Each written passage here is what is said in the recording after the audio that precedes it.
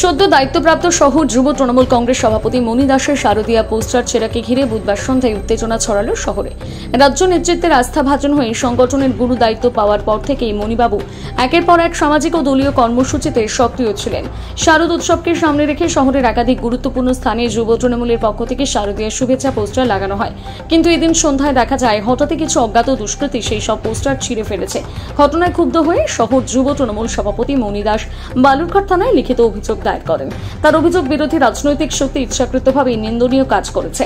মণি দাসের কথায় বছর ঘুরলে বিধানসভা নির্বাচন, ঠিক তার আগেই আমাদের ক্রমবর্ধমান শক্তিকে বিরোধীরা মেনে নিতে পারছে না, তাই এভাবে নিন্দনীয় কাজ করে চলেছে।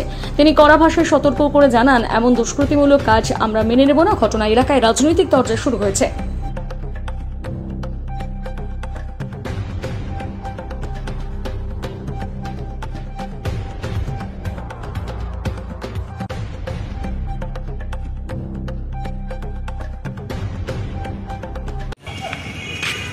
বালুরঘাট থানাতে বিষয়টা কি অভিযোগ?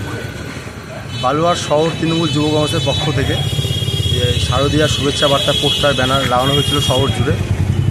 ইতিমধ্যে দেখলাম আমরা যে বিশ্বাসপাড়া মোড়ে যে পোস্টার ব্যানারটি কে বা দুষ্কৃতীরা ওরা ছিঁড়ে ফেলেছে, সেই বিষয় নিয়ে আমরা থানায় প্রশাসনের দ্বারস্থ হয়েছি, যাতে উপযুক্ত তদন্ত হয়ে দুষ্কৃতীদেরকে যেন ধরা হোক এবং আইনত ব্যবস্থা নেওয়া হোক। এই জন্য আমরা শহর তৃণমূল যুব কংগ্রেসের পক্ষ থেকে আমরা থানায় এসেছি। কারা করলো কি মনে হচ্ছে? কারা? এগুলো দুষ্কৃতি ছাড়া কোনো কাজ নেই, এটা বিরোধী দলের কাজ হবে। নামটা বলবেন? মণি দাস, বালুরঘাট শহর তৃণমূল যুব কংগ্রেসের সভাপতি। কেন এরকমটা করলো কি মনে করছেন?